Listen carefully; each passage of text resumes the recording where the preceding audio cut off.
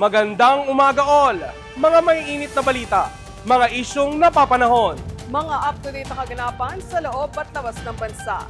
Ihahatid namin sa inyo. Ito ang Mabilis lang to!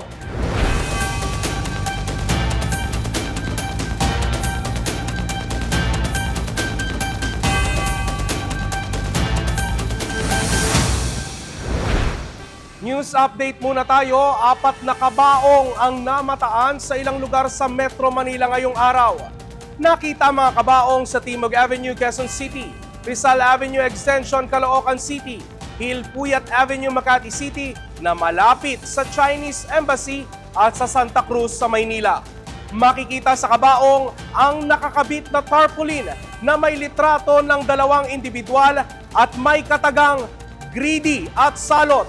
Inaalam na ngayon ng otoridad ang layunin ng paglalagay nito at ang responsable sa insidente. Sa lagay ng panahon, magpapatuloy ang mga pag-ulan ngayong darating na weekend dahil sa pinalakas na habagat sa malaking bahagi ng Luzon. Kakaiba ang weather system na ito dahil ang bahagi ng dating Bagyong Maymay ay mapupunta sa Bagyong Dolphin.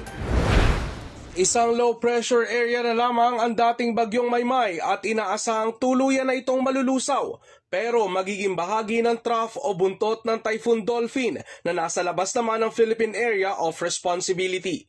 Bagamat hindi inaasahang papasok sa PAR ang Typhoon Dolphin, sinabi ng Pag-asa na patuloy nitong pinalalakas ang habagat na siyang pangunahing dahilan ng patuloy na pag-ulan sa kanlurang bahagi ng Luzon at Visayas na magpapatuloy hanggang weekend. Magiging maulan pa rin, lalong-lalo na po sa may bahagi ng Zambales, sa amin po, dyan sa Bataan at ilang bahagi ng Pampanga, ay magpapatuloy po hanggang malalakas sa mga pag-ulan. Samantala, naka-yellow heavy rainfall warning naman po ang Metro Manila, Batangas, Cavite, Rizal at ilang bahagi ng Tarlac, Pampanga, Bulacan, Quezon, Laguna. Ibig sabihin, kung minsan po, makararanas pa rin ng mga malalakas sa mga pag-ulan itong bahaging ito ng Luzon. Samantala, agad na nagsagawa ng rescue at retrieval operation sa mga otoridad sa La Trinidad, Benguet matapos ang pagguho ng lupa sa barangay Shilan, La Trinidad nitong Huwebes dulot ng Tropical Storm Maymay.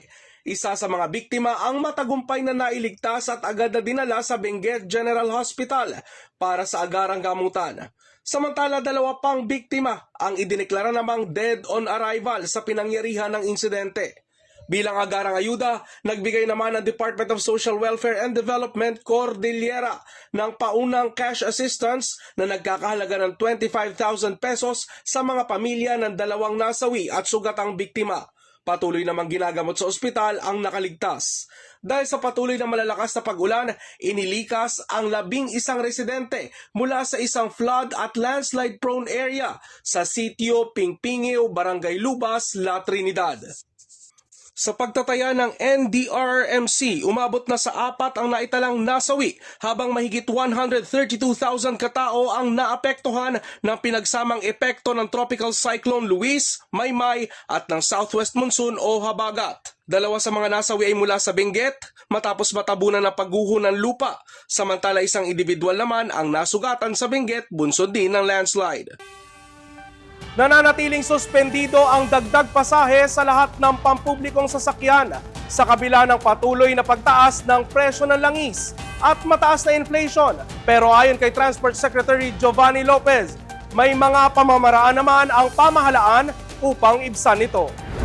Ayon kay Transportation Secretary Giovanni Lopez, minabuti ng administrasyon na hindi ipasa sa mga commuter ang dagdag na gastusin sa transportasyon habang patuloy na tinutugunan umano ng pamahalaan ang mataas na inflation. Anya, baka kasi magdulot din na pagtaas ng presyo ng mga bilihin at serbisyo kung magkakaroon ng fare hike.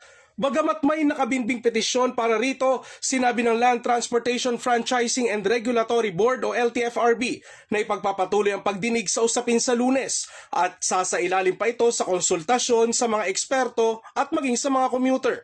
Upang matulungan ang mga tsuper at operator ng PUV, itinaas naman ng pamahalaan ang fuel subsidy sa 12 pesos kada litro mula sa dating 10 piso.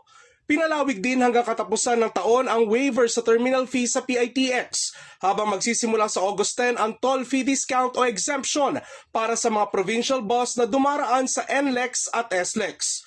Simula naman August 15, libre rin ang buwan ng terminal fee sa 86 na SM Transport Terminals sa buong bansa. Inanunsyo rin ng Department of Transportation na makakatanggap ng 20,000 pesos na buwan ng subsidy ang mga kasalukuyang kalahok sa Public Transportation Modernization Program. Bahagyang tumaas ang bilang ng mga walang trabaho sa bansa noong Hunyo ayon sa Philippine Statistics Authority. Pero kasabay nito, mas marami rin ang pumasok sa labor force o mga Pilipinong naghahanap at may trabaho. Ayon sa PSA, umabot sa 4.9% ang unemployment rate noong Hunyo. Mas mataas ito kumpara sa 4.8% noong Mayo at 3.7% noong June 2025. Katumbas nito ang 2.59 million Filipinos na walang trabaho noong Hunyo, mas mataas sa 2.5 million noong Mayo. Samantala, bumaba naman ng kaunti ang underemployment rate mula 12.2% noong Mayo, nasa 12.1% ito noong Hunyo. Sila yung mga may trabaho na pero naghahanap pa ng extra income. Sa kabila nito, tumaas din ang bilang ng mga Pilipinong nasa labor force. Mula sa 52.13 million noong Mayo, umabot sa 53.25 million ng mga active workers o job hunters nitong Hunyo. Katumbas ito ng 65.1% labor force participation rate. Samantala, umabot naman sa 50.66 million ang may trabaho noong Hunyo. Pinakamarami ang nadagdag na employment sa accommodation at food services, administrative support services, public administration, education at arts, entertainment and recreation. Pero may ilang industriya naman ang nabawasan ng mga trabaho. Pinakamalaki ang bawas sa wholesale at retail trade na nawala ng 903,000 workers kumpara noong nakarang taon. At yung mga binibili ng mga kababayan natin mula sa retail stores, even yung food, beverages, and tobacco, and repair of motor vehicles. Pero substantial doon sa retail sale. Posibleng may impact yung ating elevated inflation. Samantala, lumabas din na maraming fresh graduates ang nahirapang makahanap ng trabaho.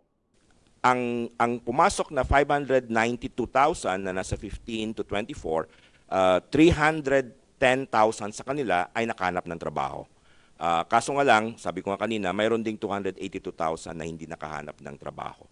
So, doon sa 650,000 na new entrants, 328,000 lang ang nakahanap ng trabaho. Sa sports balita, pasok sa susunod na round si Pinay tennis champion Alex Ayala matapos talunin si Alicia Parks sa round of 32 ng Canadian Open. Makakalaban ito si Katie McNally sa round of 16. Mabilis ang balitang hatid ni Enzo Lacap. Sold out ang center court sa unang laban ni Pinay tennis champion Alex Ayala sa Canadian Open laban sa American netter na si Alicia Parks. Agad nagpas-club si Ayala sa first set 6-1.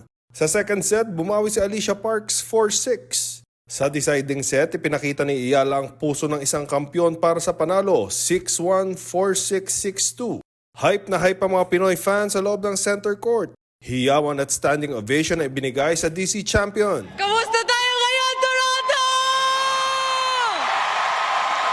But there are so many Filipinos in the crowd tonight, so many flags. Thank you!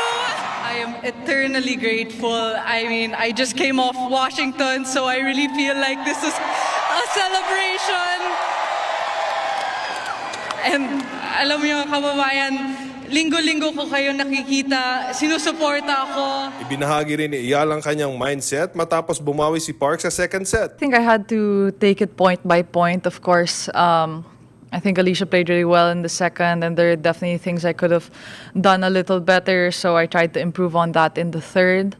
I tried to come out hot and just take all the opportunities that I could because, you know, she doesn't really give you much. Makakaharap ni Ayala si Katie McNally sa round of 16 ng nasabing torneo. Enzo Lacap, All TV News, Channel 2. Susunod, Vice President Sara Duterte naniniwalang simula pa lamang ay magulo na ang kanyang impeachment trial. At Pinoy kart racer na gumagawa ng pangalan sa international scene, kilalanin. Alamin yan sa pagbabalik ng Mabilis Lang To.